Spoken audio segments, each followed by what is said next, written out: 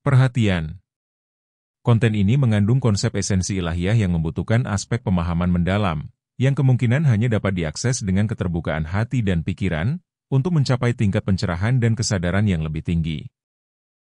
Assalamualaikum warahmatullahi wabarakatuh. Salam sejahtera untuk kita semua. Rahayu, Namaste, Om Swastiastu, Namo Buddhaya, salam kebajikan dan sehat untuk kita semua.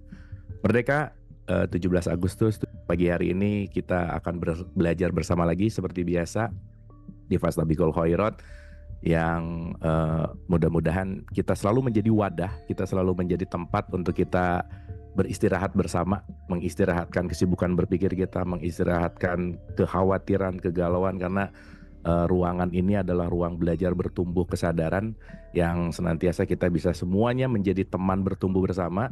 Dan yang paling terpenting adalah bagaimana mentransformasikan dari pengetahuan kepada pengalaman, dan pengalaman itu yang akan berkontribusi kepada kebermanfaatan. Hari ini kita kedatangan guru kita, ada Pak Wayan Mustika. Baik, tidak berpanjang lebar, saya aja kangen banget gitu ya, dan saya rasa kekangenan ini juga dirasakan sama teman-teman semua, untuk kita selalu mau bersedia lah ya, allowing self gitu, menyediakan diri untuk mau mendengarkan aliran-aliran semesta yang akan disampaikan oleh guru kita. Tidak berpanjang lebar, kita sapa guru kita, Pak Wayan Mustika. Guru, sehat? Apa kabar Guru? Sungkem? Alhamdulillah sehat Kang Abu. Alhamdulillah sehat-sehat ya. Aduh, kangen banget nih Guru, sehat ya. Iya. Yang penting sehat aja. Dan pokoknya hari ini kita semua ready untuk bisa menjadi wadah-wadah yang akan dialiri oleh pesan semesta dari Guru. Silakan. Siap. Terima kasih banyak Kang Abu. Assalamualaikum warahmatullahi wabarakatuh. Salam sejahtera. Om Swastiastu. Namo Buddhaya. Rahayu. Bu Isya, terima kasih banyak mengundang kembali. Kang Abu juga terima kasih banyak. Bu Dice, Pak Ajus, ya, Bu Anca.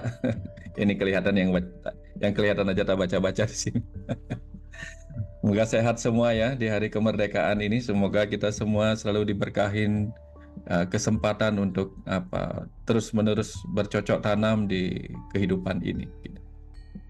Jadi tema hari ini tentang merdeka dari penjajahan dualitas ya Kang Abu ya. Seru ya. Seru. Saya bagian yang berat-berat. Ya, kalau nggak berat kan bukan guru ya. Jadi kalau guru tuh harus yang berat gitu. Makasih Kang Abu. Yang pertama bicara tentang merdeka, tentang penjajahan, tentang dualitas. Nah, 3 hal ini.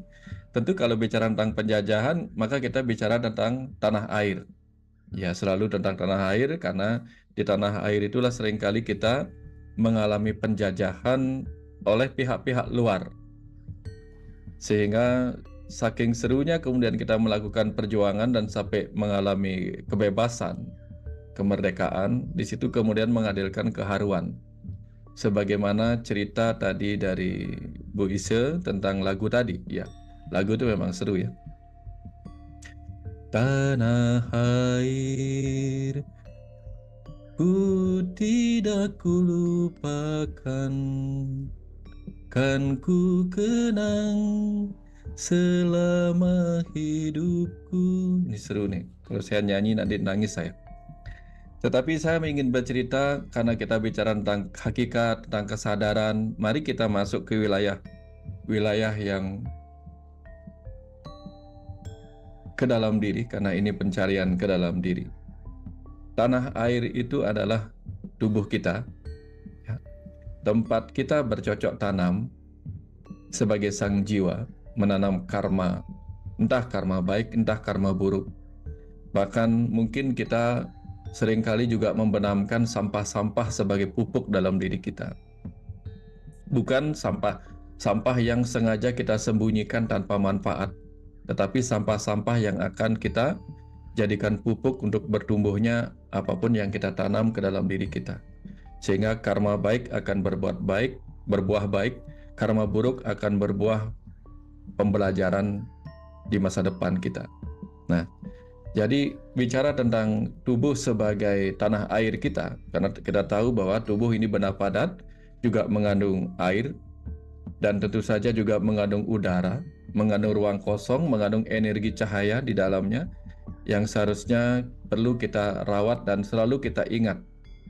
sebagaimana lagu tadi, dan kapanpun kita pergi jauh, ya, kapanpun kita nanti pergi jauh, meninggalkan tubuh yang sudah pernah kita tempati bertahun-tahun usia kita ini, kita tidak akan pernah melupakannya karena kita sangat menghargainya. Sehingga lagunya adalah Engkau kuhargai. Jadi, apakah sekarang kita, sebelum kita pergi jauh, kita sudah menghargai tanah air kita ini, tubuh kita ini? Nah, pertanyaannya adalah, ketika kita menghargai tubuh kita ini, tentu kita akan berjuang sekuat tenaga jangan sampai dia dijajah. Seperti halnya tanah air Indonesia ini diperjuangkan oleh orang-orang tua kita dulu, para pejuang-pejuang yang luar biasa dulu, yang mencoba membebaskannya dari penjajahan yang datang dari luar.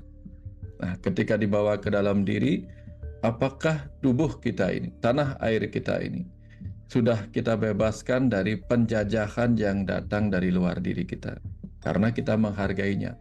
Atau sebaliknya, kita begitu welcome terhadap penjajah itu, termasuk segala dualitas yang tampaknya datang bertamu, tetapi kita izinkan menginap sampai-sampai menjadi penguasa di dalam diri kita. Ini yang sering terjadi. Ada banyak hal kemudian. Nah, bicara tentang penjajahan, ya, tentang penjajahan, itu ceritanya mirip seperti, yang paling halusnya mirip seperti ketika seekor monyet, ya, ketika seekor monyet memasukkan tangannya ke dalam lubang untuk mengambil sesuatu. Ketika dia sudah mengambil sesuatu, dia menggenggam semua yang dia ambil itu, sehingga akhirnya apa? Tangannya membentuk sebuah kunci penghalang yang membuat dia tidak bisa menarik tangannya. Dan akhirnya yang terjadi, dia terperangkap oleh dirinya sendiri, oleh apa yang dia genggam. Sama halnya juga dengan ketika para penjajah datang ke Nusantara, ke Indonesia ini. Orang-orang di dalamnya, ya, kita, bangsa kita dulu, dirantai, ya, selain dirantai, dipaksa kerja rodi, dipaksa membangun hal-hal yang dibutuhkan oleh penjajah itu sendiri, kemudian dipaksa bercocok tanam demi mendapatkan energi, ya, tanam paksa demi kebutuhan mereka. Nah, apa yang terjadi di dalam diri kita serupa, Kang Abu. Kadang-kadang ketika kita dijajah oleh rasa sukacita kita terhadap harta, tahta ataupun cinta, maka kita dipaksa, ya, kita kerja rodi untuk meraih harta, meraih tahta, dan meraih cinta. Yang ujung-ujungnya kemudian yang mengalami sakit, mengalami penderitaan oleh kemelekatan kita karena kita menggenggam itu, merasa kita yang mendapatkannya, adalah batin kita sendiri, jiwa kita sendiri. Sementara yang menjajah kita dengan harta, tahta, dan cinta iming-iming dari luar itu membuat kita kehilangan kesadaran bahwa kita ini adalah harta yang paling berharga yang sudah kita miliki. Ya. Yang terjadi kemudian apa? Kehilangan harta, tahta, cinta dari luar yang kita kejar dan membuat kita menderita karena begitu bersemangatnya mendapatkan itu. Akhirnya membuat batin kita terus-menerus terpusat kepada apa yang menjadi tujuan dan harapan kita. Akhirnya tubuh kita, pikiran kita habis energinya hanya untuk mengejar apa yang nanti akan ditinggalkan. Mengejar apa yang tidak pernah kita berhasil capai. Contoh nih, ketika kita mengejar harta, kita tidak benar-benar pernah mencapai apa yang kita kejar itu. Ya. Ada yang merasa sukses ketika dia akhirnya berhasil meraih harta 1 miliar. Tapi perkara waktu nilai 1 miliar akan berubah menjadi 1 juta. Dia kejar lagi. Kejar lagi, kejar lagi, kejar lagi. Ada yang diperbudak untuk mengejar tahta. Dia kira tahta tertinggi adalah menjadi seorang pimpinan dari kerajaan, pimpinan dari sebuah negara. Tapi kemudian dia ingin mengejar lagi kepemimpinan yang lebih tinggi. Sampai akhirnya dia tidak sanggup lagi untuk menjadi pemimpin. Dia dikejar lagi oleh rasa takut kehilangan tahtanya, menjadi post power syndrome. Begitu juga ketika kita mengejar cinta. Ya, anak remaja mengejar cinta, mengejar pasangan hidupnya. Ketika berhasil, dia belum bahagia karena dia ingin mendapatkan pasangannya sampai menikah. Setelah menikah, belum juga bahagia karena dia ingin mendapatkan cinta yang seumur hidupnya. Setelah diizinkan memiliki cinta seumur hidup, belum juga bahagia karena di tengah-tengah perjalanan hidupnya ada lagi penjajahan-penjajahan oleh gelombang suka duka perjalanan percintaan mereka. Nah, dari sini kemudian kita terus dijajah oleh berbagai perasaan-perasaan dualitas suka duka tadi. Nah, yang kemudian menyebabkan kita menjadi orang yang dirantai, seperti orang-orang tua dulu yang dirantai oleh para penjajah. Hanya boleh mengerjakan apa yang diharapkan untuk dikerjakan oleh orang yang terjajah. Nah, coba renungkan sendiri. Pernah enggak kita maunya tidur, tetapi pekerjaan menjajah kita dan memaksa kita menyelesaikannya malam ini juga? Atau kita terjajah oleh cinta kita. Ketika kita ingin sejenak untuk merenung dalam kesendirian, cinta kita meminta perhatian kepada kita. Atau tahta kita meminta kita untuk mengambil tanggung jawab seluruh umat manusia atau mengambil tanggung jawab semua orang yang kita pimpin. Sementara kita sendiri bahkan tidak mampu memimpin diri sendiri. Nah, betapa harta, tahta, dan cinta itu memaksa kita mengerjakan sesuatu yang sebenarnya mustahil untuk kita kerjakan. Ya, kita ingin mengubah dunia, sementara mengubah diri sendiri itu luar biasa susahnya. Akhirnya, harapan-harapan itu pun menjajah kita, membelenggu kita, merantai kita, sampai-sampai kita kehilangan waktu untuk menjadi diri sendiri, kehilangan waktu untuk menuntaskan apa yang menjadi visi dan misi kehadiran kita di tanah air yang kita miliki saat ini, tubuh kita ini. Nah, disitulah kemudian kita itu benar-benar terjajah oleh dualitas yang melekat kepada tubuh dan alam semesta di luar diri kita. Pertanyaannya kemudian, bagaimana cara kita membebaskannya? Nah, kemerdekaan dalam artian penjajahan dualitas itu tidak boleh dimaknai sebagai kebebasan. Kemerdekaan di sini tidak boleh dimaknai sebagai kebebasan dari dualitas. Karena apa? Karena kita tidak mungkin terbebas dari dualitas selama kita ada di kehidupan bumi ini. Tidak mungkin. Karena kita sedang ada di alam material, di mana bagian-bagian terkecilnya setingkat atom itu sendiri sudah terdiri dari dualitas elektron dan proton. Sehingga kita tidak mungkin membebaskan diri darinya. Tetapi kita bisa mengalami kemerdekaan dari belenggunya. Sama seperti ini. Kita mungkin bisa merdeka dari penjajahan Jepang. Kita mungkin bisa merdeka dari penjajahan Belanda, Portugis, Spanyol, dan sebagainya. Tapi kita tidak bisa bebas dari mereka. Karena sekarang mereka akan datang sebagai tamu-tamu yang juga kita layani. Tidak sebagai penjajah, tetapi sebagai tamu yang membawa sesuatu yang lebih bermanfaat kepada kita. Kita tidak mungkin membebaskan diri dari mereka karena mereka bagian dari penghuni bumi ini. Seperti halnya segala dualitas adalah bagian dari isi alam semesta ini. Kita tidak mungkin membebaskan diri darinya.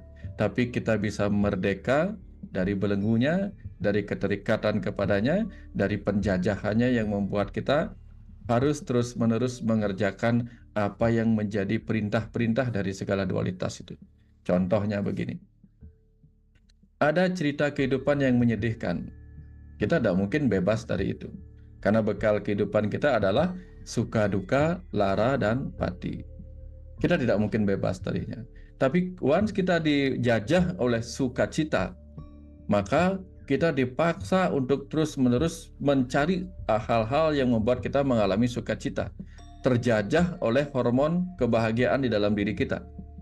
Ya, ada orang terjajah oleh hormon kebahagiaan yang muncul ketika mengisap narkoba, meminum alkohol, atau berjudi dan sebagainya, sehingga dia menjadi adiksi, ketertarikan, ketergantungan, tanpa dia merasa bahwa itu adalah penjajahan yang membuat dia terus-menerus memikirkan, merasakan kebutuhan akan sesuatu yang menimbulkan sukacita. Ada juga orang yang terjajah oleh perasaan duka cita. Ya, sehingga dia terus-menerus tidak bisa melepaskan duka cita yang sudah lama berlalu. Padahal lagu di awal tadi sudah mengatakan kepada kita, untuk apa? Rasa sayangi. Ya, rasa sayangi, rasa sayang-sayangi, lihat dari jauh, rasa sayang-sayangi. Ada sesuatu yang sudah menjauh dari kita ke masa lalu yang harus kita lihat dengan rasa sayangi. Ada sesuatu yang jauh di masa depan yang akan kita lihat dengan rasa sayangi yang sama, apalagi yang ada di masa kini. Tetapi sayangnya, masa lalu seringkali kita lihat dengan tidak rasa sayangi, melainkan rasa kebencian, rasa sesal, rasa dendam, dan seterusnya. Kita tidak bisa melihat masa depan dengan rasa sayangi, tetapi kita melihatnya dengan penuh rasa cemas. Akhirnya kita dijajah oleh penyesalan dan dijajah pula oleh rasa cemas. Ini adalah dualitas yang menjajah kita dari masa lalu dan masa depan. Tapi kita tidak bisa bebas darinya. Ketika kita mengalami kemerdekaan dari belenggu masa lalu dan masa depan, yang muncul adalah rasa sayangi. Kenapa? Karena masa lalu pernah menemani kita melintasi pembelajaran. Masa depan menanti kita dengan pembelajaran yang baru. Sehingga dengan mahardika itu Maha Arda Ika. Maha Arda Ika. Maha itu besar, agung. Arda itu sesuatu yang bersifat poros. Poros itu yang membumi, artinya pasak semacam itu. Artinya yang menetralkan, itu jiwa kita. Ya, Ika itu. Jadi bagaimana kita bisa merdeka? Caranya adalah ketika kita mampu mencapai jiwa kita yang netral, yang kembali agung dalam pandangannya, dalam wawasannya. Nah, cerita tentang pembebasan atau kemerdekaan dari dualitas, tentu kita harus belajar berhitung kembali, Kang Abu. Berhitung tentang angka, deret angka, yaitu dari 0, 1, lalu 2, 3, dan seterusnya. Ketika kita ingin bebas atau merdeka dari dualitas itu, maka kita harus melampaui dualitas. Melampaui dualitas dengan cara menuju kepada keagungan, yaitu di atas. Ya, kalau kita lihat angka 0-nya di atas, di bawah angka 0, 1, di bawah angka 1 adalah angka 2, maka melampaui dualitas itu artinya kita menuju ke angka 1 dan menuju ke angka 2. Cerita menuju ke angka 1 itu adalah cerita di mana kita memiliki kemampuan untuk melihat segala sesuatu ini yang ada di dalam diri kita dan ada di luar diri kita adalah sebuah kesatuan. Satu kesatuan yang harus kita mampu bawa kepada seluruh. Ya, cerita dulu kita pernah cerita tentang seluruh. Bagaimana semua dualitas itu kita luruhkan menjadi satu. Sehingga seluruhnya ini terlihat satu kesatuan yang tidak mungkin kemudian kita benci. Karena dia bukan lagi dualitas. Semua yang ada itu adalah satu kesatuan. Sebagaimana tangan kanan dan tangan kiri kita adalah satu kesatuan meskipun dia dualitas. Mata kanan dan mata kiri adalah satu kesatuan meskipun dia dualitas. Telinga kanan, telinga kiri juga satu kesatuan meskipun mereka dualitas. Nah, ketika kita melihat dia satu kesatuan sebagai diri kita, semesta kecil ini, tentu kita tidak mungkin terjebak oleh harus pakai tangan kanan terus-menerus, terjebak harus pakai tangan kiri terus-menerus. Tetapi kita mencintai semuanya apa adanya. Ngelihat tangan kanan rasa sayangi, lihat tangan kiri rasa sayangi. Nah, inilah yang membuat kita akan memulai menghargai tanah air kita ini, termasuk kehidupan yang ada di dalam tanah air kita, di tubuh kita ini, juga tanah air yang ada di luar diri kita. Nah, itulah cara kita merdeka. Lewat lagi dari angka 1, yaitu angka 0. Nah, ketika kita masuk ke wilayah-wilayah angka 0, di situ kita bisa ketahui bagaimana 0 itu sekali lagi mengandung setidak-tidaknya 4 makna. 0 dalam tindakan adalah ketulusan, 0 dalam penantian adalah kesabaran, 0 dalam proses adalah kepasrahan, dan 0 dalam penerimaan adalah keikhlasan. Nah, dari sana kemudian kita akan bisa terbebas dari penjajahan dualitas itu. Merdeka dari penjajahan dualitas. Kenapa demikian? Karena suka yang datang, duka yang datang, lara yang datang, bahkan pati yang datang. itu bisa kita terima dengan keikhlasan. Ya, ketika kita sudah bisa ikhlas menerima suka, duka, lara, dan pati atau kematian, disitulah kemudian kita terbebas atau merdeka dari belenggu mereka. Ya. Datang rasa sakit, terima, senyum, lalu kita lepaskan. Datang sukacita, terima, senyum, lalu lepaskan. Karena kita tidak mungkin mencegah malam berubah menjadi siang, tidak juga mungkin mencegah siang berubah jadi malam. Akan selalu tiba giliran mereka untuk saling bergantian. Itulah gelombang yang akan kita lewati. Nah, selain itu ketika kita sudah berhasil mencapai kemerdekaan, ya, kita akan tegakkan bendera merah putih. Bahkan kita jadikan bendera merah putih itu sebagai panji-panji penguat kita untuk berjuang menegakkan kemerdekaan kita di tanah air kita ini. Dari warna bendera kita belajar bahwa agar kita bisa merdeka, kita harus didorong oleh warna merah.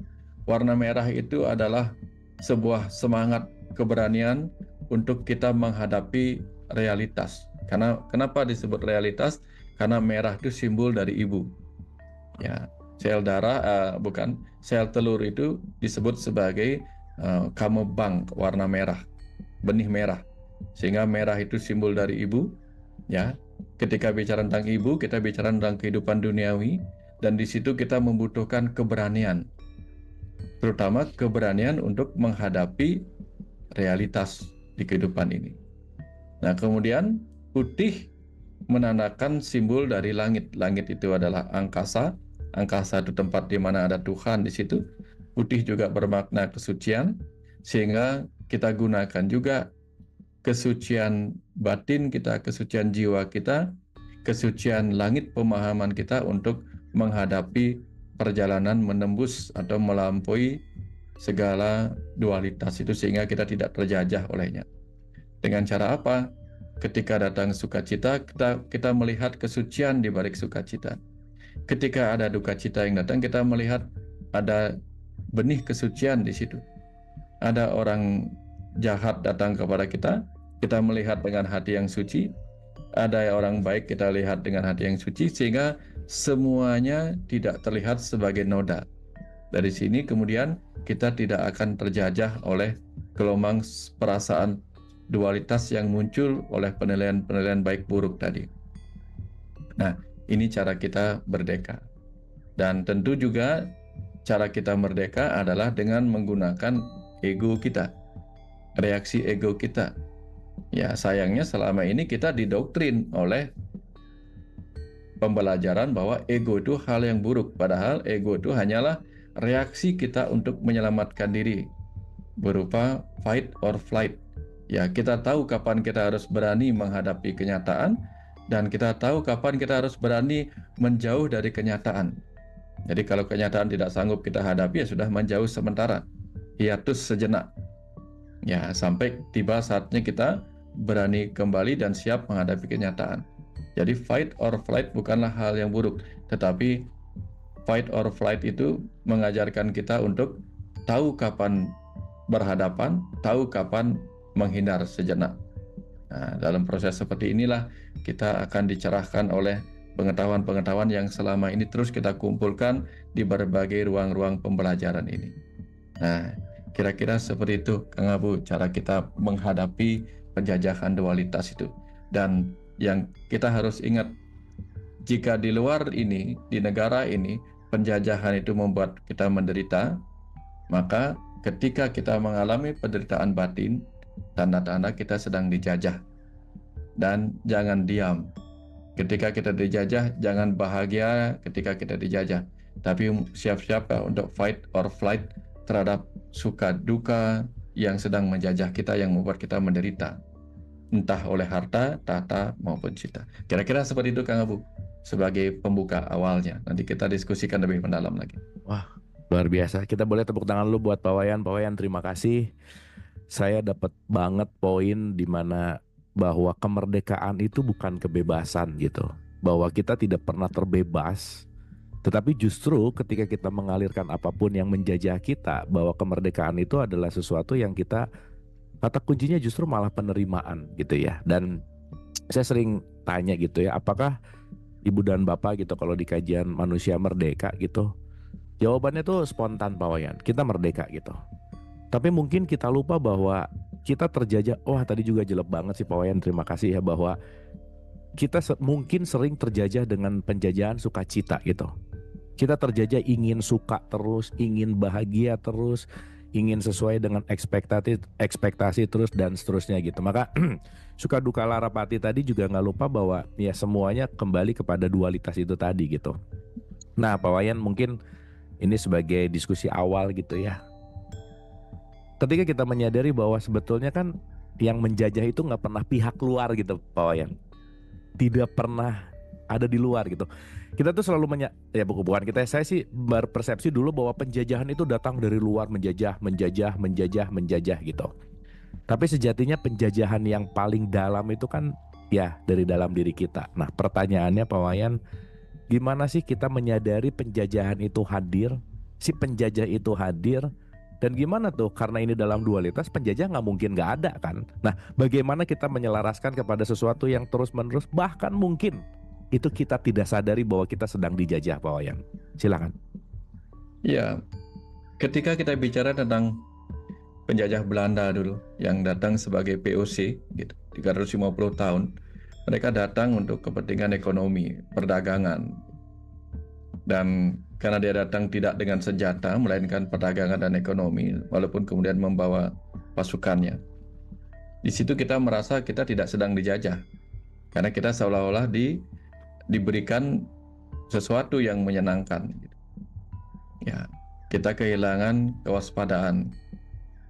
Kita tidak sadar bahwa mereka tamu yang terlalu lama bertandang atau menginap di rumah kita. Sampai-sampai tanpa sadar kita juga dinakbobokkan ya oleh rasa bakti kita. Tamu adalah raja. Tamu harus dilayani. Sehingga lama-lama tamu yang tadi kita layani dengan penuh bakti dan penuh penerimaan membuat kita kehilangan kewaspadaan bahwa mereka di balik rasa senang yang mereka bawa, ternyata mereka menyembunyikan sesuatu yang menggerogoti kita. Ya. Nah, ini yang sering terjadi. Pujian-pujian yang bertamu ke dalam diri kita itu seringkali membuat kita juga kehilangan kewaspadaan. Wah, kamu hebat. Wah, kamu pintar. Akhirnya apa? Kita lupa kemudian menggali untuk diri kita sendiri bahwa kita belum tahu apa-apa. Gara-gara kita sudah dinakbobokan oleh pujian tadi, pujian kepintaran, pujian kekayaan gitu. Ya, ketika kita punya uang 1 triliun, wah kamu ternyata super kaya ya, kamu ternyata orang yang terkaya di muka bumi ini. Kita akhirnya melupakan bahwa kita bahkan lebih kaya dari apa yang kita miliki, sejumlah 1 triliun itu. Kita lupa menggali kekayaan yang lebih besar lagi di dalam diri kita, karena kita sudah dinakbobokkan oleh pujian-pujian seperti itu. Nah, kehilangan kewaspadaan inilah yang membuat setiap bangsa seringkali dijajah. Ya, kalau mereka langsung menjajah dari luar, itu bukan menjajah, itu menyerang namanya. Tentu kita akan menimbulkan reaksi perlawanan langsung, seperti ketika Israel dan Palestina saling serang gitu misalnya, karena dia sering serang. Tapi ketika dia masuk ke dalam, lalu pura-pura menjadi teman, pura-pura menjadi sahabat, memberi pujian, lalu membuat kita bangga mengerjakan, hanya kamu yang bisa mengerjakan ini. Akhirnya kita menjadi orang yang inlander, gitu. Orang yang mau-maunya saja diperlakukan sebagai bawahan, dengan tujuan kita disuruh mengerjakan apa yang menjadi keinginan orang yang memuji kita.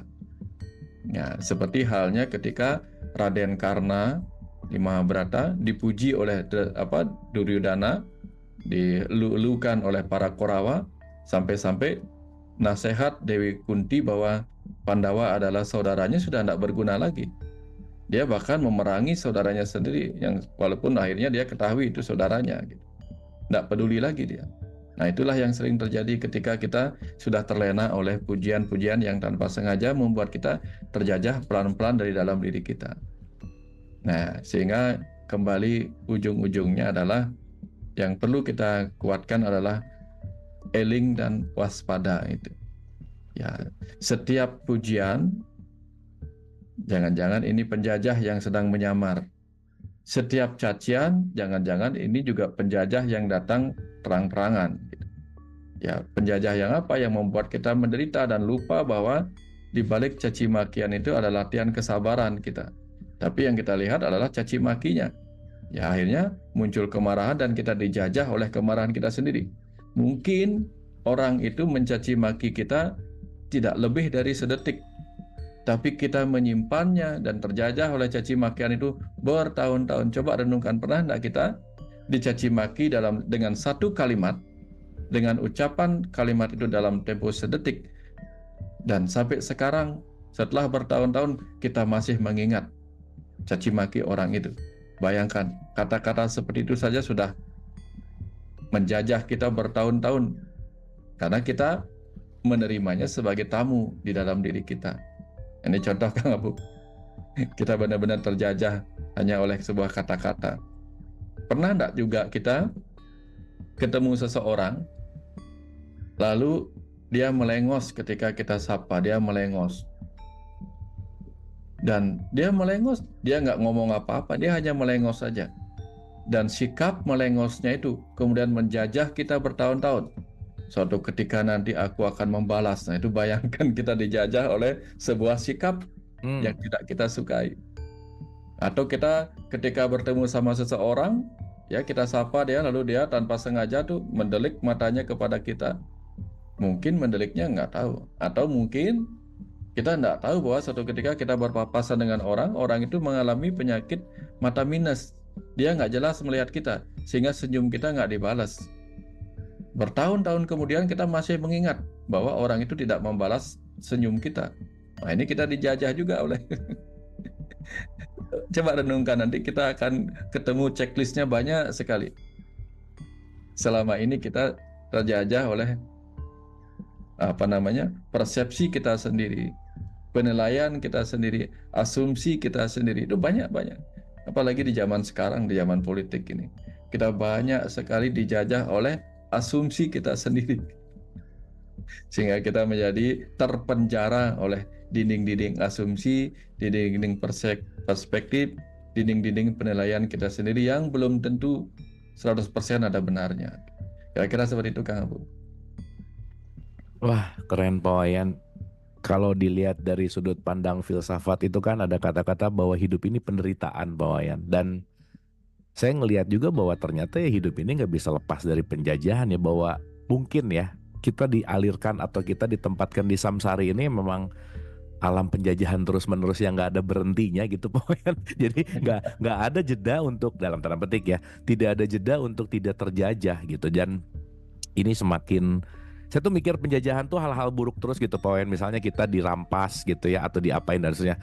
Tetapi tadi Pak Wayan ketika mengatakan bahwa kita terjajah dengan pujian, ya pujian bisa seperti narkoba gitu dan kecanduan gitu, bahwa kecanduan dipuji, kecanduan untuk menggapai, mencapai, meraih dan seterusnya, ya itu adalah penjajahan-penjajahan yang mungkin ya balik lagi ke dualitas ya, itu tipis banget gitu.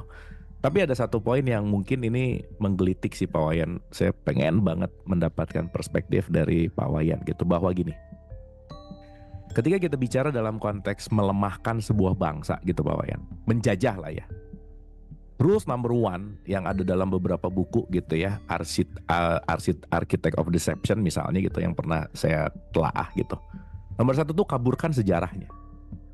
Yang kedua, hancurkan bukti-bukti sejarahnya yang gak bisa diteliti lagi. Dan yang nomor tiga ini menarik Pak Wayan, putuskan hubungan mereka dengan leluhur mereka dan katakan bahwa leluhurnya adalah primitif dan bodoh gitu Pak Wayan. Dan saya rasa it's happening gitu. Ini nggak tahu ya. Saya sih dari waktu dulu belajar sejarah suka dikasih tahu bahwa Indonesia ini bangsa besar tapi primitif gitu misalnya. Dan leluhur ini dianggap quote and quote gitu ya, nggak memiliki peran apapun gitu. Nah, bagaimana tanggapan Pak Wayan terhadap tiga statement ini gitu? Silakan Pak Wayan.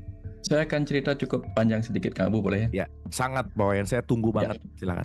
Ya, di level ini penyatuan antara tubuh dan jiwa itu kita letakkan paling atas, paling bawah itu tubuh, di tengah-tengah itu adalah pikiran. Ya, di tengah-tengah pikiran. Kembali lagi cerita, ketika pikiran kita belajar kepada yang di bawah, yaitu kepada tubuh, maka di sana akan muncul yang disebut keakuan atau ahangkara. Ketika pikiran kita belajar kepada yang di atas, kepada ruhnya, kepada Tuhannya, spiritnya, maka akan muncullah kecerdasan akal budi, lalu kesadaran murni atau cita. Ya, jadi paling atas itu tulis, Kang Abu, paling atas itu adalah jiwa atau ruh, di bawahnya cita, di bawahnya lagi budi, di bawahnya lagi pikiran, di bawahnya lagi keakuan, di bawahnya lagi baru tubuh. Nah, dari sini kemudian kita paham, yang di atas itu adalah sifat-sifat atasan, sifat-sifat lebih atas. Atas itu artinya luhur, Kang Abu. Luhur.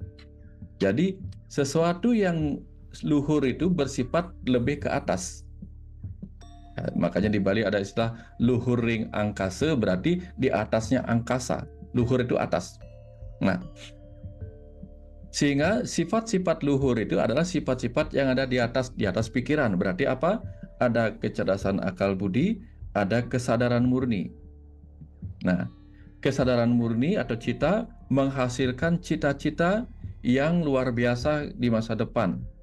Nah, bangsa kita pernah memiliki cita-cita yang luhur, gemah ripah, loh jinawi, dan sebagainya. Kenapa ada cita-cita yang luhur? Karena mereka terkonek dengan sifat-sifat di atas pikiran, yaitu keluhuran. Oke. Itu pertama. Kemudian pikiran kita karena belajar kepada sifat-sifat keluhuran, kesadaran murni, cita tadi, memilikilah akal budi yang luar biasa. Tentu kita tahu, akal budi yang luar biasa akan memunculkan kemampuan dari budi, atau daya dari budi, atau budidaya. Budidaya inilah yang kemudian menghasilkan art and science. Di masa lalu, hasil budidaya lebih banyak kemudian muncul sebagai art, yang kalau dikupas akan menghasilkan sains. Nah, sains dan art dan sains yang muncul ke dalam budaya, hasil budaya berupa candi, borobudur, berupa tari-tarian, segala macam hasil budaya itu adalah perwujudan dari rasa dan rasio, art and science, yang menyebabkan dia paham bahwa dulu saya memiliki pencapaian tingkat tinggi di bidang cita dan budi, cita, rasa, dan karsa. Nah, wujudnya adalah seperti ini. Ketika ada penjajah datang menghilangkan segala hasil karya budaya itu sama saja membuat kita lupa bahwa kita pernah mencapai sebuah pencapaian akal budi. Contoh nih, misalnya Kang Abu, contoh nih. Uangnya banyak dan dia simpan di rumah.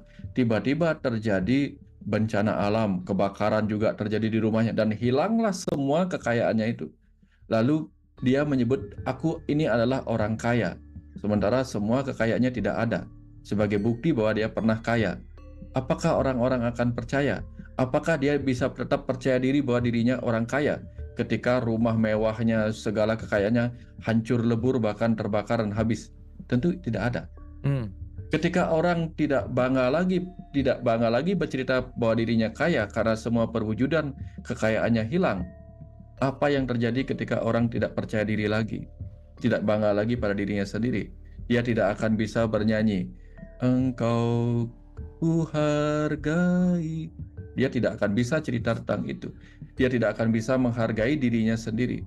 Orang yang tidak bisa menghargai dirinya sendiri pelan-pelan akan menjadi orang yang dikuasai oleh orang lain. Itulah cerita tentang bagaimana penjajah akan menghancurkan budaya, menghancurkan bahasanya, menghancurkan kepercayaan dirinya, menghancurkan harga dirinya, sehingga dengan mudah dia dikendalikan. Gajah sebesar apapun ketika dikendalikan, dikuasai harga dirinya, cukup dengan pecut kecil dia akan mengikuti langkah-langkah manusia. karena harga dirinya sebagai gajah sudah hilang.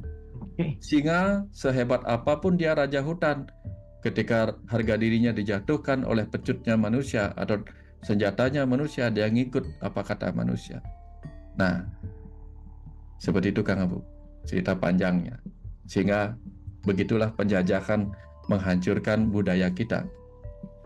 Budaya adiluhung kita yang datang dari ketinggian pemahaman pengetahuan cita dan akal budi dihancurkan oleh budaya luar. Maka kita kehilangan kebanggaan. Inilah saatnya kita bangun kembali IKN, bangun kembali ingatan, kesadaran Nusantara. Kira-kira seperti itu kan. Sehingga kita kembali bercerita, Engkau Tuhan.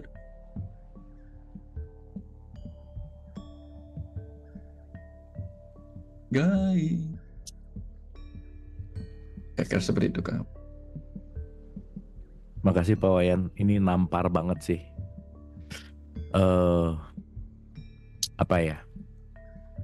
Kata-kata yang sederhana bahwa baru menyadari gitu ya Pak Wayan, ternyata mudah sekali untuk memecut dengan pecut yang kecil untuk segajah yang gede itu, ketika buatlah gajah itu merasa tidak berharga gitu. Buatlah siapapun itu merasa tidak berharga, sehingga dengan dia merasa tidak berharga, gak ada apa-apanya, dan dia akan mencari sesuatu untuk dia menilaikan dirinya dengan faktor eksternal gitu. Dan saya rasa ini penjajahan paling sadis sih Pak Wayan, maksudnya dalam tanda petik penjajahan yang luar biasa gitu. Nah, yang menarik Pak Wayan, maaf sekali Pak Wayan, ini saya ingin bicara relationship sedikit aja. Saya jadi terlintas tadi gitu Pak Wayan, ternyata banyak sekali anak yang dijajah oleh orang tuanya kalau gitu Pak Wayan.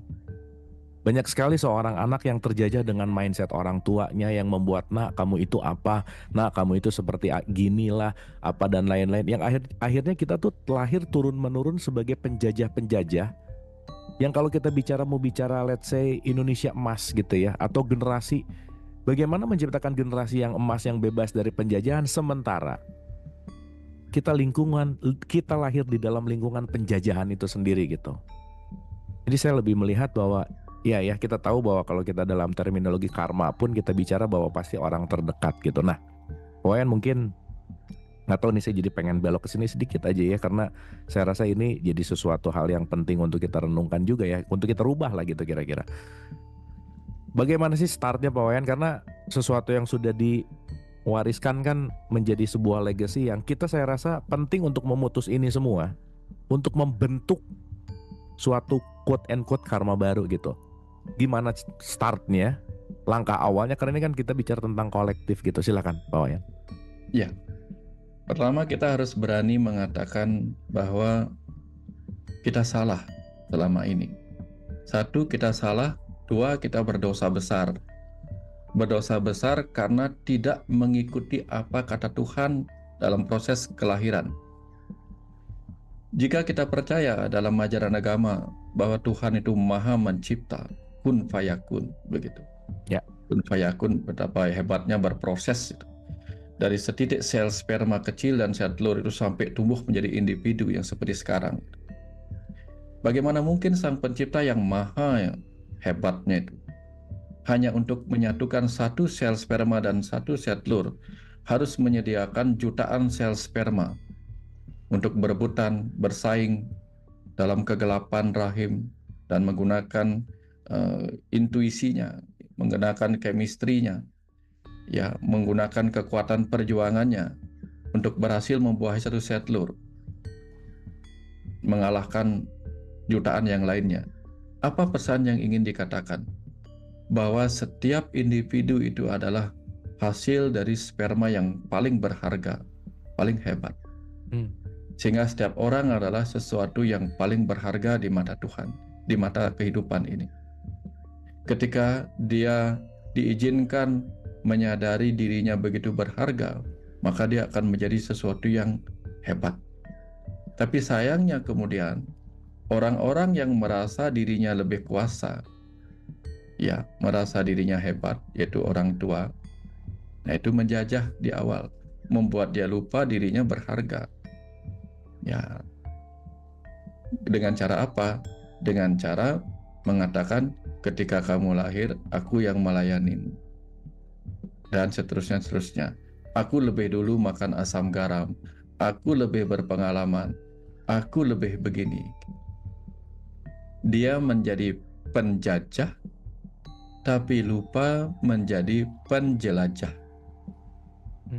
Ada gigi, ada geligi. L-nya itu sebuah pesan di situ. Kita bukan hanya menjadi penjajah, tapi harus menjadi penjelajah. Contoh nih, ketika kita masuk hutan, kita tidak sedang menjajah wilayah hutan, tapi kita menjelajah karena kita ingin mengenal, ingin mengetahui, ingin mempelajari apa yang ada di hutan. Bukan untuk menjajah, tapi untuk menjelajah. Nah, ketika seorang individu lahir dari ciptaan Tuhan, individu yang sangat berharga dari sebuah sel sperma, kita seharusnya menjelajah, bukan menjajah. Menjelajah artinya apa? Dengan memahami mereka, kita akan memahami diri kita. Ya, bagaimana dia tercipta, kita akan mengerti, karena dulu ketika kita jadi sel sperma, kita nggak sempat mempelajari diri kita. Tapi dengan mempelajari kehadiran mereka, kita mempelajari diri kita yang dulu nggak sempat kita pelajari. Nah, begitulah semesta ini menghadirkan makhluk-makhluk kecil seperti kita ini untuk mengenali dirinya. Yang dulu ketika ada bersama kita, dia tidak mengenalinya. Nah, sekarang saatnya lah kita mengenali diri kita dengan menjelajah, bukan menjajah. Itu. Nah, sayangnya yang terjadi adalah apa? Kita berhenti di level menjajah, tidak melanjutkan di level menjelajah. Akhirnya apa? Kita kena karmanya. Kita menjajah, maka kita akan dijajah. Kita menjajah yang lemah, yang kita anggap lemah, padahal yang kita anggap lemah adalah yang terkuat. Kita saja bersaing dengan satu pedagang bakso misalnya, atau satu petani yang lain, atau satu direktur yang lain, kita sudah menyerah. Sementara yang kita sebut lemah itu ternyata bersaing melawan ratusan juta yang lainnya dan dia berhasil. Nah, kita perlu melihat diri kita yang lain. Ya, itulah yang sebenarnya mengingatkan kita bahwa kita tidak lebih hebat daripada apa yang kita sebut lemah tadi. Kalau kita ingin menjelajahi, maka kita akan menemukan pelajaran-pelajaran yang luar biasa di situ. Nah, inilah tantangan kita untuk mencapai emas itu, ya. Kita tidak menjajah bumi untuk mendapatkan emas, tapi kita menjelajahi bumi, menjelajahi kedalaman bumi, menjelajahi aliran sungai untuk menemukan serpihan-serpihan emas di situ. Kita menggali bukan untuk menjajah bumi, tapi untuk menjelajahi di mana tersimpan emas itu. Nah, jadi kalau kita ingin mendapatkan generasi yang emas, kita harus kembali menjelajah ke masa lalu. Karena masa lalu Indonesia ini pernah mencapai keemasan di masa-masa kerajaan tertentu. Mengalami masa keemasan karena apa? Karena mereka mau menjelajahi apa yang ada di bumi. Mereka menjelajahi bukan menjajah buminya, tapi menjelajahi, melakukan penggalian-penggalian, sehingga ketemulah tambang-tambang emas filosofis yang ada di dalamnya. Maka muncullah ajaran-ajaran filosofis yang penuh kebijaksanaan, penuh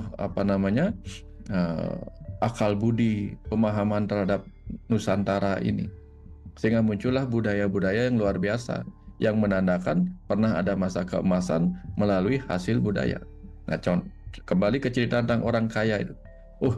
Dia pernah mengalami masa keemasan dalam karirnya, sehingga dia menjadi orang kaya. Ya, ciri-cirinya apa? Tentu melalui hasil-hasil bangunan yang mewah dan sebagainya. Nah, masa keemasan bangsa kita kan bisa kita lihat dari bangunan-bangunan bernuansa arsitektur yang luar biasa. Saya kemarin ketika pergi ke Prambanan Prambanan mungkin ya. Ketika melihat bangunan-bangunan yang disusun dari batu-batu dengan interlocking yang luar biasa itu, dengan presisi yang luar biasa, padahal di zaman dulu apa ada nggak gergaji untuk memotong sepresisi itu saya nggak tahu, tapi interlockingnya luar biasa sehingga tahan gempa sedemikian rupa. Itu kan benar-benar pemikiran yang luar biasa. Nah, ke depan ini untuk menghasilkan bangsa yang kembali mencapai keemasannya, yang harus kita bangkitkan kembali adalah agama budinya. Agama budi. Agama artinya tidak pergi, tidak meninggalkan. Budi artinya akal budi, kecerdasan akal budi. Sehingga kita harus membangkitkan kembali agama budi. Pegangan-pegangan, pedoman-pedoman akal budinya. Bagaimana dia akan bisa bangkit kembali? Dengan cara tidak membelenggunya dengan dinding-dinding doktrin yang membuatnya tidak berani mempertanyakan apapun. Pertanyakanlah Tuhanmu, karena memiliki keyakinan tanpa dikenali tidak ada gunanya. Pertanyakanlah agama, karena agama yang tidak dipertanyakan, seperti kata Sokrates, hidup yang tidak dipertanyakan bukanlah hidup yang bernilai untuk dijalani. Agama yang tidak dipertanyakan bukanlah agama yang bernilai untuk dijalani. Tuhan yang tidak dipertanyakan bukanlah keyakinan yang berharga untuk diyakini. Karena kita akan memiliki keyakinan membabi buta. Keyakinan tanpa akal budi hanya akan menjadi keyakinan yang bersifat ahangkara atau keakuan. Maka muncullah apa? Agamaku paling bagus, iniku paling bagus, Tuhanku paling baik, karena itu keakuan di situ. Tapi begitu menggunakan akal budi, hari ini kita akan bisa menjelajahinya lebih dalam, bukan menjajahnya tapi menjelajahinya. Sampai di situ kemudian kita akan ketemu, ternyata apapun itu semuanya yang terbaik. Sebagaimana kita lihat dalam ajaran penjelajahan tadi, penjelajahan proses penciptaan itu akhirnya kita paham, semua yang kita lihat ini, makhluk-makhluk yang kita lihat ini, dihasilkan dari yang terbaik-terbaik, yang paling berharga di antara mereka yang dilepaskan oleh ayahnya. Nah, kira-kira seperti itu Kang Abu, cara kita melihatnya. Ya. Wah, Pak Wayan, makasih Pak. Saya jadi kayak gimana ya, kontak gitu ya, quote and quote gitu ya. Jadi ketika tadi Pak Wayan bicara tentang berharga gitu ya Pak Wayan, bahwa sesederhana ketika kita mengkafirkan orang gitu ya, itu tuh menjelekan, menerakakan, korupsi gitu ya. Yaitu kita bicara tentang fakta dan realitas yang terjadi saat ini gitu, bahwa betapa penghargaan ini tuh hilang gitu Pak Wayan. Dimana kita punya budaya gotong royong gitu ya, dimana kita ya simbol Pancasila kan gimana kurang keren gitu ya, dengan sifat ketuhanan yang menyatu, jadilah manusia, dan manusia yang bisa bersatu, yang bisa melakukan yang namanya hikmah gitu dan persatuan. Ini seakan-akan sekarang kayak hanya pajangan gitu Pak Wayan. Seakan-akan kita hanya memperingati seremonial gitu, kemerdekaan seremonial. Tapi saya rasa entah ya, ini apa yang mungkin saya telah dalam keseharian gitu. Kita nggak bisa lepas dari penjajahan yang saya rasa, nggak tahu ya kan, saya juga nggak hidup pada zaman itu gitu. Tapi ini penjajahan yang sangat masif gitu. Dan maaf ya, secara pendapat subjektif saya sekarang, bahwa agama menjadi penjajah yang berkedok kesucian gitu Pak Wayan. Ketika kita dijajah oleh sebuah perubahan budaya misalkan, kayak penggunaan kerudung itu kan, atau jilbab itu kan 80 ke bawah tuh nggak semasif sekarang gitu misalnya. Dan sekarang ketika kita merubah budaya-budaya lokal, yang itulah kenapa saya sangat-sangat mencintai Bali gitu ya, salah satunya bahwa di situ masih menjaga local wisdomnya, yang meskipun bule banyak yang datang ke situ gitu, berbagai budaya, tapi saya tetap setiap pagi, yang saya pernah cerita sama Pak Wayan waktu kita nyepi, bahwa saya pernah di Bali tuh bangun pagi gitu ya, habis meditasi, dan sengaja saya muter, masih mengindahkan untuk pasang canang gitu misalnya, masih melakukan semua struktur, bahkan waktu kita makan di tempatnya siapa gitu ya, lagi ada upacara apa dan semuanya. Dan waktu kita ngobrol bahwa ketika Bali merawat bumi, kasaran kata gini lah, kalau nggak ada Bali gitu, siapa yang mau merawat ini gitu kira-kira. Kalau nggak ada Bali, siapa yang mau tetap menjaga ada sinkronitas si buminya lah gitu kira-kira. Ya intinya itu masih jadi pasak dalam perspektif dan subjektif dan penilaian saya rasa gitu. Tapi yang mungkin saya pengen elaborasi gitu Pak Wayan. Kenapa ya kita tuh mudah banget untuk terjajah dengan si agama tadi, budaya tadi, dengan perpindahan yang merasa bahwa kata ujungnya adalah belief system Pak Wayan. Jadi intinya adalah bagaimana kita tidak mudah terjajah dalam bentuk belief system gitu. Silakan Pak Wayan. Kalau kaki kita lagi sakit nih Kang Abu, lagi pincang, lagi lumpuh, maka kita akan menggunakan kaki di luar, bisa pegangan, tongkat, dan sebagainya. Oke. Ketika kita dibuat lumpuh dalam harga diri, maka kita akan berpegang pada penghargaan terhadap orang lain. Misalnya, ketika orang tidak merasa dirinya berharga, dia akan berpegang kepada orang yang menurut dia berharga. Ya, saya kenal sama ini, saya bisa dekat orang ini. Seakan-akan dengan dekat bersama orang berharga itulah kemudian dia akan merasa dirinya ikut berharga. Terciprat rasa muncul harga dirinya. Nah, ketika kita tidak menghargai budaya kita, maka kita akan berpegang pada budaya luar supaya kita merasa diri kita berharga. Contoh nih, kalau budaya itu sifatnya internasional. Ya, kalau bicara dengan bahasa ini, saya akan dihargai karena saya akademisi. Tetapi ketika saya hanya menggunakan bahasa daerah saya, ya bahasa orang leluhur saya, bahasa ibu saya, itu kurang keren. Karena keren bagi kita adalah apa yang di luar. Karena kita nggak bangga dengan diri kita sendiri. Kita membanggakan apa yang di luar diri kita. Kalau saya bersama dia, bersama bahasanya dia, bersama budayanya dia, bersama penelitiannya dia, baru saya keren. Nah, ini contoh ketika kita masih kehilangan harga diri kita, masih terjajah oleh harga diri dari bangsa lain. Ya, saya ketemu banyak bule-bule di Bali. Kenapa orang Bali kemudian kenapa orang Bali kemudian tetap menjaga dirinya seperti ini? Karena dia merasa bangga. Ya, dia merasa bangga.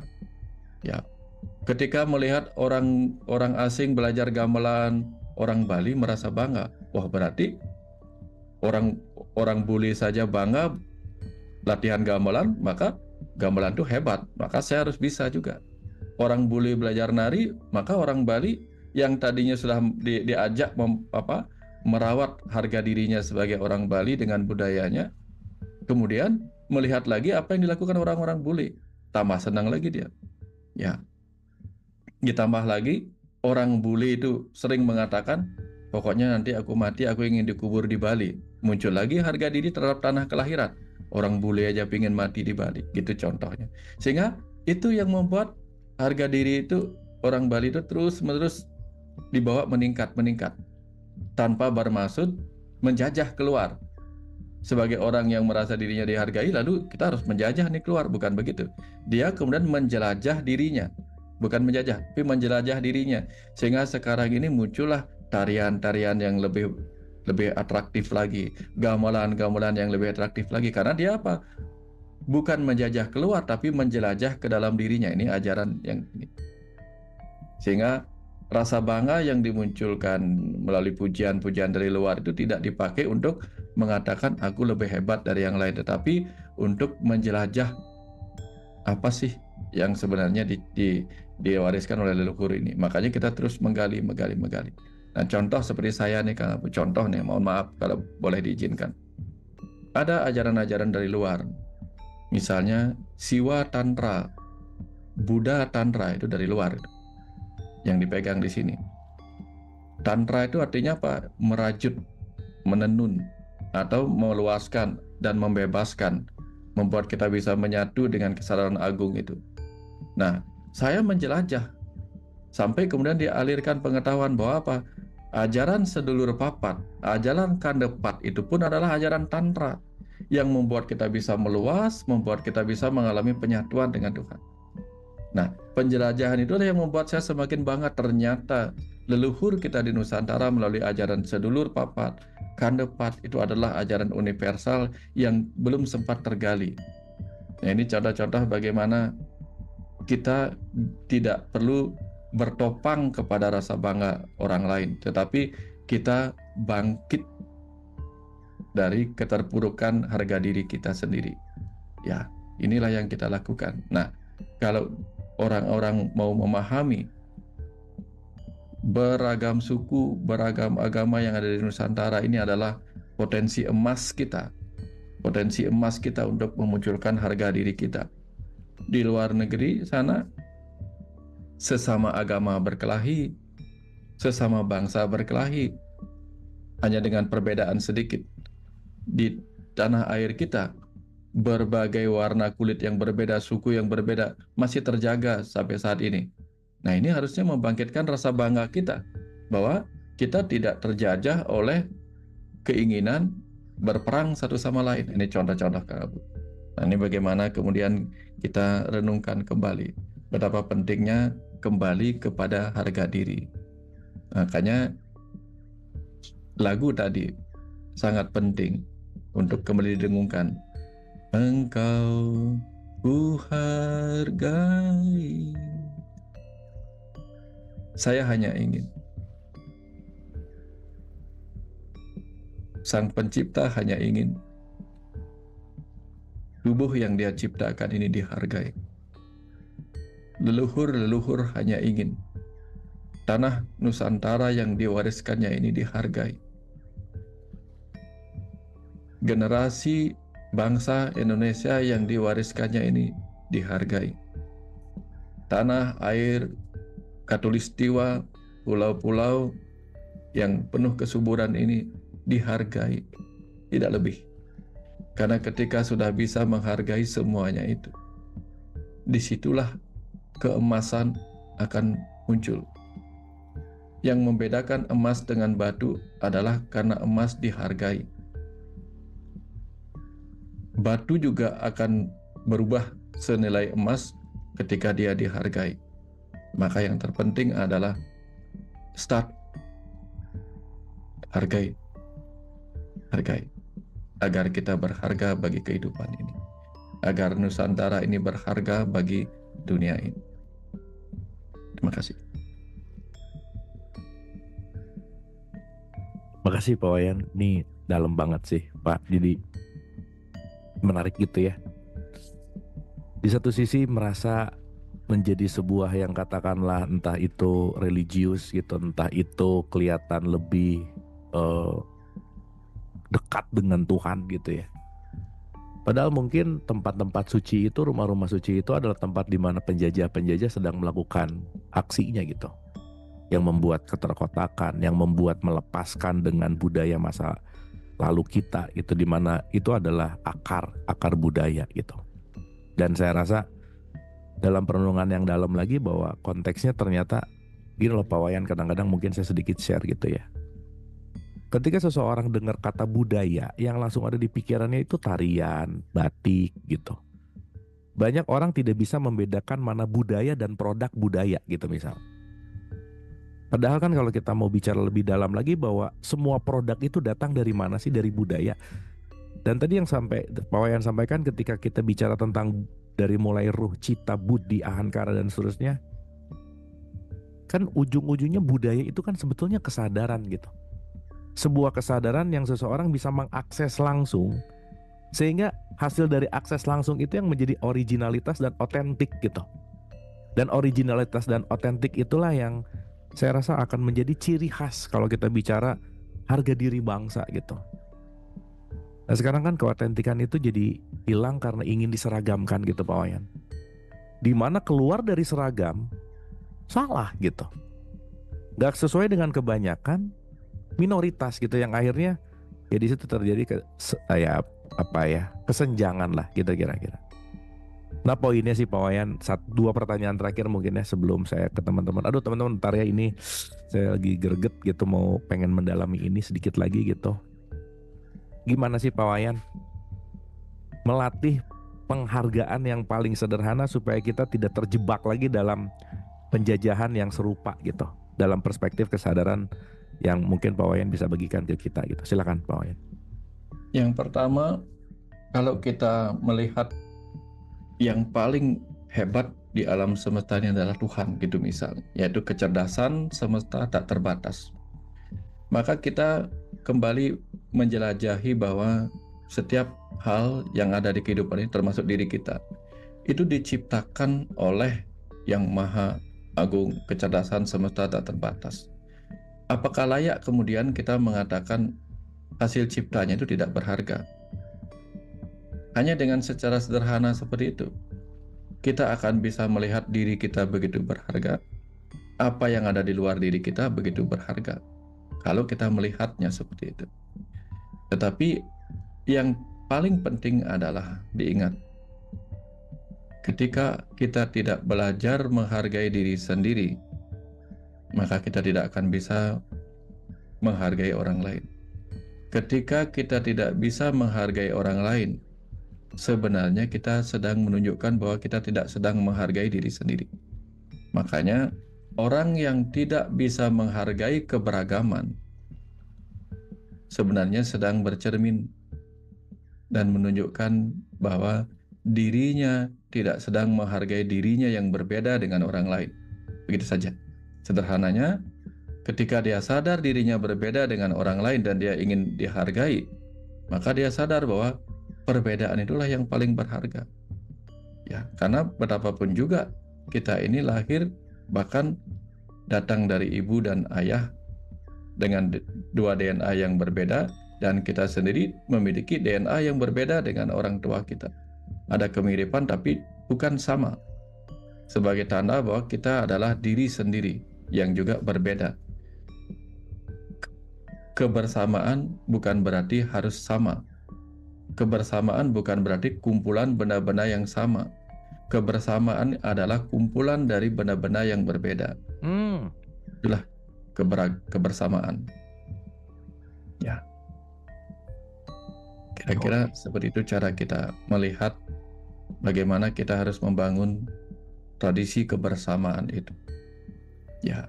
Kalau misalnya kita main gamelan, apa yang diajarkan oleh produk budaya masa lalu berupa gamelan? Tidak pernah gamelan dibuat sama. Bayangkan kalau bilah-bilah gamelan itu suaranya sama. Apa musik yang mau kita nyanyikan? Bayangkan kalau gerak tarian itu sama. Gerak tarian itu indah karena ada perbedaan-perbedaan gerak satu dengan gerak lainnya. Suara-suara gamelan itu indah karena ada bilah-bilah yang menghasilkan frekuensi nada yang berbeda. Lalu mereka dengan kebersamaannya berkolaborasi menghasilkan melodi, menghasilkan musik yang indah. Itu ajaran dari leluhur kita. Ya, semuanya demikian. Pesan-pesan yang tersembunyi sebenarnya. Ya. Keharmonisan bukan berarti datang dari segala kesamaan. Keharmonisan datang ketika warna-warni nada yang berbeda, warna-warni yang berbeda itu digabungkan dalam kebersamaan yang selaras. Nah, itulah keharmonisan. Kira-kira seperti itu, Kang. Dan dalam semua gamelan tuh tidak ada yang tidak berharga, betul nggak Pak Wayan? Yang lain apapun semuanya melengkapi, yang mungkin cuman hanya mukul sekali atau apa dan lain-lain, tapi itu dalam satu kesatuan yang semuanya adalah berharga, gitu ya Pak Wayan ya? Betul, betul Kang Abu. Karena gamelan itu juga ketukan seperti angka 1, angka 2, angka 3. Ada yang dipukul 2 kali, lalu angka ketukan satunya masuk. Ada dipukul 4 kali, ketukan satunya atau ketukan 2-nya masuk. Ya, saya sebagai penabuh gamelan kan tahu juga Kang Abu, kapan kita masuk pukulan ini dengan frekuensi nada yang agak rendah, kapan masuknya, nggak boleh sembarangan. Ya, di Bali itu kalau kita main gamelan Kang Abu, walaupun kelihatannya gamelan kita entah di belakang, tapi begitu kita melakukan satu kesalahan saja, salah pukulan, itu ketahuan sekali. Ketahuan sekali Kang Abu. Ya. Ya, ketahuan. Bahkan ketika kita mukul dengan penuh keraguan, ketahuan. Ketika kita mukul dengan penuh semangat sendirian, ketahuan, karena frekuensinya tiba-tiba terlalu kencang yang satunya gitu. Walaupun ketukannya tepat tapi suaranya terlalu kencang, wah ini ketahuan ya, orang akan menoleh pada kita. Telinga kita akan merasakan secara peka ketidakharmonisan yang terjadi gitu. Ya. Semuanya demikian Kang. Saya kan bisa gamelan sedikit-sedikit. Ya. Ya, bayangkan kalau orang-orang hebat itu, wah benar-benar dah tahu. Kapan-kapan Kang Abu di rumah kita latihan gamelan Kang Abu supaya tahu Gamelan itu juga mempunyai pesan nang, ning, nung, neng, nong.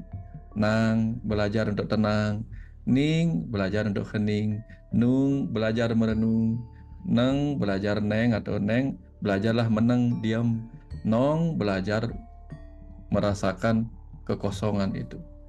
Itu pesan mendalam gamelan nih Kang Abu. Oke. Dan nggak mungkin nggak sadar gitu Pak Wayan ya. Ketika main Wah, nggak mungkin tidak terhubung dan nggak sadar tuh nggak mungkin gitu. nggak mungkin. Bener. Benar-benar. Kelihatannya kita gamelan tuh tanpa kesadaran, refleks. Tapi semua orang yang tadinya seolah-olah tanpa kesadaran gamelan menabuh gamelan itu, begitu ada satu orang menabuh benar-benar tanpa kesadaran dan lengah, itu ketahuan Kang Bu. Itu Iya, menoleh semua ke situ. betul. Menoleh semua ke situ. Iya, itu nah. Hmm. Seperti itu hebatnya gamelan itu. Itu produk leluhur kita yang berpesan keharmonisan terjadi ketika semua sedang bekerja dalam kesadaran penuh gitu. Tapi kayaknya sekarang sedang masuk masa semuanya saling menoleh ke yang lain sehingga dia lupa untuk memainkan instrumennya sendiri sih Pak Iya Wayan. betul, betul kamu. Saling noleh aja, salah gitu. Dan Ya, bisa nggak sih kita, tapi jadi pesimis nggak sih, nggak jadi Pak Wayan. Terakhir Pak Wayan. Terakhir Pak Wayan. Bagaimana Bali tetap menjaga kesakralannya sampai sekarang tidak terjajah Pak Wayan? Gimana sih tradisi apa yang dilakukan turun menurun dan yang diwariskan gitu, silakan. ya ada beberapa ajaran. Orang Bali itu berani menyalahkan dirinya sendiri Kang Abu. Orang Bali ini. Orang Bali diajarkan untuk menghormati orang suci. Orang suci, pendeta, orang-orang suci. Tapi ketika orang-orang suci tidak menghargai dirinya sendiri, maka orang-orang Bali akan dengan beraninya menunjuk kesalahan itu, bahwa mereka melanggar. Mereka dengan beraninya akan akan mengkritisi orang suci yang seharusnya dihormati. Tapi orang Bali diajarkan, hormatilah orang yang menghormati dirinya sendiri. Ini contoh. Jadi kalau orang suci menghormati posisinya sebagai orang suci, maka dia akan dihormati lebih banyak lagi. Misalnya, orang suci itu menghormati dirinya dengan tekun menjaga kesuciannya. 1 kali, maka dia akan dihormati 10 kali. Tapi kapan dia melanggar kesuciannya sendiri, orang Bali akan mengkritisinya luar biasa. Bahkan ada orang yang di Bali itu ada pendeta yang dicabut status kependetaannya, dituntut oleh masyarakat, cabut tuntutan status kependetaannya. Nah, saya nggak tahu di agama-agama lain pasti ada nggak orang yang dicabut status ustadznya, status ininya karena dia melanggar penghargaan yang diberikan oleh orang lain begitu, oleh masyarakat, oleh umatnya begitu. Kalau di Bali ada itu. Gitu dia melanggar ya cabut. Saya tidak mau dipimpin oleh orang yang ini. Sama seperti misalnya saya ini kotor, umat yang kotor. Saya ingin mendapatkan penyucian oleh orang yang suci. Tapi kalau orang yang sucinya adalah orang yang juga telah terkotori dirinya, mau enggak kita mengepel lantai kita dengan lapel yang kotor? Enggak mungkin kita mau. Artinya di situ cara kita. Ada bahasa 2 Kang Abu. Kemarin saya bahas itu. Sakral itu akan hilang kalau kita sampai campah. Campah itu artinya apa? Susah mengatakan istilah campah itu. Campah itu seperti orang yang lalai gitu. Lalai, tidak sungguh-sungguh menjaga itu. Sehingga menjadi lengah, tidak waspada menjaga dirinya gitu. Misalnya agama yang harusnya sakral itu kemudian menjadi propan gitu, menjadi sembarangan, ini berbahaya juga. Akan muncul reaksi-reaksi daripada orang-orang yang akan menjaganya. Ya, semuanya demikian. Saya juga bingung sendiri mengamati bagaimana generasi-generasi berikutnya terus menjaga itu. Tetapi yang paling penting ya Kang Abu, yang paling penting ini, kenapa kesakralan itu terjaga? Karena di Bali banyak ada istilah bisama leluhur. Bisama leluhur, artinya bisama itu apa? Aturan, perjanjian. Bisama itu seperti sebuah keputusan dari para leluhur. Contoh nih, mereka anak-anakku yang tidak pernah datang ke tempat ini, yang tidak menjaga kesucian ini akan dikutuk oleh leluhur. Itu ajaran yang menyebabkan kita selalu hormat kepada leluhur. Nah, bukan saja hormat kepada leluhur sebagai sebuah posisi keluhuran, tapi juga hormat kepada produk-produk leluhur. Sehingga orang Bali nggak sembarangan main-main gitu. Nanti takutnya apa? Namanya kepongor. Kepongor artinya apa? Disalahin leluhur dan sebagainya. Ya mungkin tampak seperti menakut-nakuti, tapi faktanya itu banyak. Ketika orang sembarangan menjual tanah warisan leluhurnya, hidupnya menjadi tidak bahagia, hidupnya malah menderita, kekayaannya habis, kemudian dia luntang-lantung dan sebagainya. Atau dia sering sakit-sakitan. Nah ini yang membuat orang Bali menjadi takut untuk main-main, ya, atau sembarangan dengan wilayah-wilayah yang berkenaan dengan keleluhuran. Gitu. Nah, kalau seluruh Nusantara ini, suku-sukunya, umat-umatnya benar-benar tidak berani main-main dengan warisan leluhurnya, maka kita akan kembali mencapai keluhuran seperti itu, Kang Abu. Oke. Jadi kuncinya adalah hargai leluhur kita, itu saja. Karena orang yang menghargai leluhur, maka dia tidak akan kehilangan sifat-sifat keluhuran dalam dirinya yang diturunkan melalui DNA-nya. Jangan hanya DNA leluhur kita terima, tanah warisan leluhur kita terima, tapi ajarannya kita abaikan. Nah ini berbahaya, kamu. Berbahaya. Ya. Kasih Pak Wayan. Ya mungkin di sini kadang-kadang ngelihat keturunan siapa sih Pak Wayan, dan bahkan mungkin malah menghormati leluhur keturunan orang lain gitu ya, daripada keturunannya sendiri, leluhurnya sendiri, dan sibuk ngurusin turunannya siapa gitu. Padahal ya maaf ya, mungkin ayahnya wise, anaknya kan belum tentu gitu, cucunya apalagi gitu. Jadi kalau kita bicara dalam konteks ini juga saya yakin banget sih kalau ngomongin ketuhanan gitu ya, bahwa saya mengutip satu statement dari Quran, bahwa yang ada kata-kata bahwa Allah beserta orang takwa berbuat baik gitu. Jadi yang terpenting tuh bukan garis keturunan, tapi garis ketakwaan gitu. Karena kalau kita bicara dengan penguatan leluhur keturunan tapi tidak takwa, itu yang keren adalah dari statement Pak Wayan, ya bisa diambil, dicabut gitu. Jadi ya dalam tanda petik powernya hilang. Karena kenapa? Yang dilihat benar-benar bukan gelarnya gitu ya. Jadi bukan menghormati gelar, tetapi menghormati adab etika dalam mengemban gelarnya gitu ya. Dan sekarang kan kalau udah keturunan, masanya banyak, udah gak penting benar salah Pak Wayan, urusannya minoritas mayoritas gitu, dan minoritas akan kalah. Maka kebohongan yang diulang-ulang akan seperti kebenaran akhirnya. Dan kebenaran ini yang ya kita bias lah gitu. Oke Pak Wayan, kita tepuk tangan dong Pak Wayan. Wah keren banget ya, ini bermakna banget nih 17-an 2024 nih ya. Kalau dilanjutin banyak banget sih yang pengen saya cerita dan dalemin, tapi karena kita juga berbagi, pertama kita langsung ke Ibu Anca. Bu Anca silakan. Selamat pagi Kang Abu, Pak Wayan. Pagi Ibu, silakan. Pak Wayan, bagaimana dengan pemahaman merdeka dari dosa dan merdeka berbuat dosa? Apakah kalimat merdeka berbuat dosa bisa diartikan dalam tanda petik ya Pak Wayan, tujuan positif? Terima kasih Pak Wayan, terima kasih Kang Abu.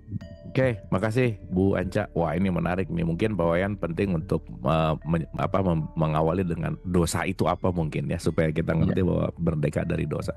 Silakan Guru. Dosa itu kan sering saya ceritakan bahwa doh dari sa. Doh itu jauh, sa itu satu. Jadi seseorang yang tidak mengikuti jalur yang satu jalur yang menjadi visi dan misinya, tujuannya gitu, maka dia disebut menjauh dari apa yang menjadi alurnya, sehingga dia merasa berdosa. Nah misalnya apakah singa yang memakan kijang itu berdosa? Tidak, karena itu memang alurnya. Apakah seorang tentara yang membunuh musuh adalah dosa? Tidak, karena itu alurnya. Apakah seorang pedagang yang membohongi pembeli adalah dosa? Enggak. Misalnya ada pedagang yang membohongi pembeli. Ini pokoknya saja 1.000, sehingga saya jualnya 1.500, dapat untung 500, padahal mungkin pokoknya lebih murah. Diizinkan, memang itu memang bagian dari itu. Jadi dia merdeka dari rasa berdosa karena dia tahu ini memang bagian seperti ini gitu. Tetapi apakah kemudian dia boleh bebas berbuat dosa? Sudah tahu, oh toh saya tidak berbohong, toh saya tidak berdosa kalau membohongi pembeli gitu. Nah, lalu dia bilang apa? Namanya saya penjual, boleh membohong pada pembeli. Akhirnya barang asli pun, barang palsu pun dia bilang asli. Nah, ini contoh kelebihan. Begitu melampaui yang namanya bebas berbuat dosa. Ini dia sudah tahu itu dosa, tetapi kemudian secara bebas tanpa kendali melakukan itu. Nah, contoh nih, ya, dokter misalnya, ketika dia melakukan operasi demi menyembuhkan pasien, nah tidak berdosa ketika dia merobek perutnya pasien, tidak berdosa. Tapi yang kemudian dia lakukan apa? Nah, yang harusnya di operasinya kecil, di operasi besar supaya dapat biaya operasi besar. Harusnya operasinya tingkat kecil, dia bilang ini operasi besar, penghasilannya lebih banyak lagi. Nah, itu terlalu bebas melakukan apa yang tadi disebut dosa tadi. Nah, sudah keluar dari dosa, alurnya demikian gitu. Nah, kayak dulu, tapi kalau ini misalnya ada orang operasi usus buntu, membuat robekan di perut kanan bawahnya selebar 10 cm. Apakah dosa? Dulu tidak berdosa. Karena dulu memang segitu, gitu misalnya. Jalurnya memang segitu. Tapi sekarang orang bisa melakukan operasi dengan cukup 1 cm untuk melakukan operasi usus buntu. Nah, kalau dia membuat 10 cm, bagi kalangan umum itu berdosa. Buat kalangan dokter-dokter sekarang berdosa itu. Karena sekarang jalurnya harusnya 1 cm, nggak pakai 10 cm lagi. Nah, ini contoh-contoh bagaimana dosa dan tidak itu tergantung pada kesepakatan dan pencapaian-pencapaian berikutnya. Nah, contoh misalnya ini, memberikan orang uang Rp1.000, pengemis Rp1.000, itu sekarang itu mungkin sangat kecil. Tapi dulu ketika uang nilainya hanya Rp1 gitu, misalnya Rp5 nilai uang, memberi seseorang Rp5.000 itu sangat besar nilainya. Nah, kalau sekarang memberi uang Rp5 kepada pengemis itu penghinaan. Itu bukan sesuatu yang amal, itu penghinaan. Nah, sekarang mungkin memberi uang 5.000 kepada pengemis itu kebahagiaan. Suatu ketika nanti, ketika uang 5.000 itu tidak ada artinya, bahkan tidak cukup untuk membeli sebatang korek api, memberikan uang 5.000 di masa nanti itu mungkin sebuah penghinaan. Nah, itu membuat orang sakit hati, dan sakit hati menyebabkan rasa berdosa. Ini contoh-contoh bagaimana merdeka dari rasa berdosa dan bebas berbuat dosa itu harus disesuaikan dengan apa yang ada di saat ini. Ya, seperti yang saya ceritakan tadi, melawan orang suci itu dosa. Ya, tapi kalau kita tahu orang suci itu juga salah dan harus dikritik, harus dilawan kesalahannya, maka itu bukan dosa. Dia merdeka dari rasa berdosa. Persis seperti siapa? Arjuna ketika melawan Resi Bisma, melawan gurunya sendiri Drona, karena dia berpihak pada tempat yang salah. Dia tidak disarankan untuk merasa berdosa oleh Sri Krishna, itu contoh-contohnya. Tapi ini Aswatthama itu malah melakukan tindakan yang berbuat dosa sesuka hatinya. Anak-anak Pandawa yang lagi tidur 5 orang itu malah dibunuh sesuka hatinya. Nah, ini dikutuk akhirnya sama Krishna. Ini contoh perbedaan tadi itu, merdeka dari dosa dan bebas berbuat dosa. Nah, itu contoh. Kira-kira seperti itu, Bu Anca. Ya. Oke, terima kasih Pak Wayan. Jadi kita penting juga untuk melihat esensi gitu ya di balik itu, yang bukan hanya bicara A ini dosa, B ini dosa dan seterusnya, tapi kita nggak ngerti tujuannya dan konten atau esensialnya seperti apa. Terima kasih Pak Wayan. Ini dari Mas Doni. Saya tadi mencermati perihal pujian, cacian atau hinaan. Yang saya tanyakan, bagaimana Pak Wayan sikap kita mengelola hal itu? Dan sebetulnya fana itu laku yang seperti apa, Pak? Terima kasih. Gimana kita menyikapi tentang pujian, cacian, dan mungkin ada kata-kata kefanaan itu kan berarti mengenolkan lah ya, atau mengosongkan gitu. Bagaimana tuh pujian, cacian, dan keenolan itu gitu, kekosongan gitu. Silakan Pak Wayan. Iya, pujian itu membuat kita melambung. Tapi jangan lupa, benda yang melambung tinggi seperti layangan itu nanti putusnya, ya layangan yang putus itu bisa apa namanya itu ya, melambai-lambai atau terdampar di mana-mana. Nah, pujian itu kadang membuat kita melambai-lambai. Tapi kapan kita terputus dari kata-kata pujian itu bisa hancur kita. Nah, sehingga perlu hati-hati pada pujian. Saya sendiri ketika mendapatkan pujian itu seperti rasanya seperti, bayangkan Kang Abu mendapat sebuah kata-kata seperti ini. Kang Abu mungkin bisa merasakannya. Apa sih yang terasa di dalam? Kang Abu laki-laki ya? Oh, ternyata Kang Abu laki-laki. Seperti itu rasanya ketika kita dipuji. Wah, kamu hebat, kamu ini. Seperti itu rasanya Kang Abu. Kebayang maksudnya Kang Abu? Iya. Jadi ketika kita disebut, kamu laki-laki. Wah, hebat ya kamu laki-laki. Tidak ada tersentuh apapun gitu. Karena apa, bagi kita itu apa ya? Benar-benar biasa gitu, benar-benar biasa. Karena semua orang juga sama. Kamu manusia ya, ternyata semua orang ini manusia gitu. Artinya dalam tanda petik kita ini semua manusia gitu, makhluk yang bisa berpikir. Jadi pujian itu seperti itu rasanya. Nah, tidak membuat kita melambung kalau kita sudah mencapai di nol tadi itu. Benar-benar tidak ada berefek apa-apa. Misalnya nih kita seperti orang miskin. Wah, kamu kaya raya, hebat ya. Sudah tahu miskin, dipuji kaya raya, apa artinya pujian itu gitu. Ya. Itu, wah kamu salah. Dibilang salah juga kita mau gimana. Tapi kalau kita miskin, lalu orang mencaci maki kita. Dasar kamu orang miskin gitu. Itu mau diapain lagi, memang kita miskin gitu.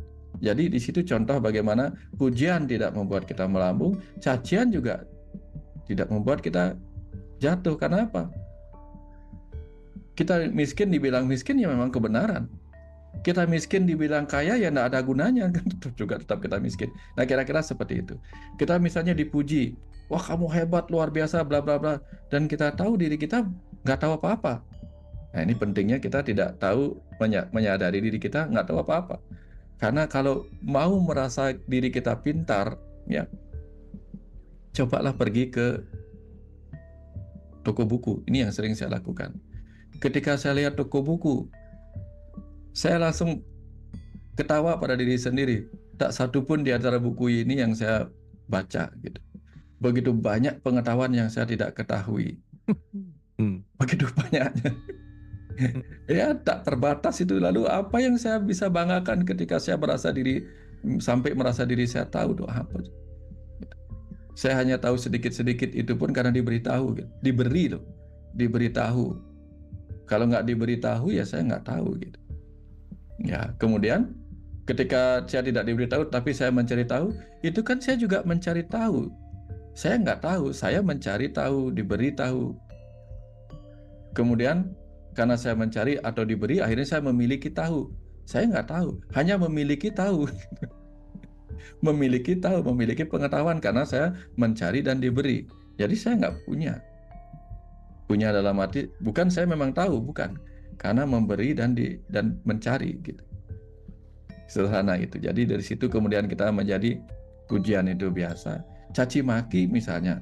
Kamu begini, kamu begini. Iya memang, ya layak dicaci maki lah memang.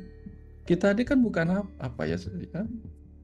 Ya banyak hal yang kita tidak bisa dicaci maki jelek, ya baik-baik saja kita.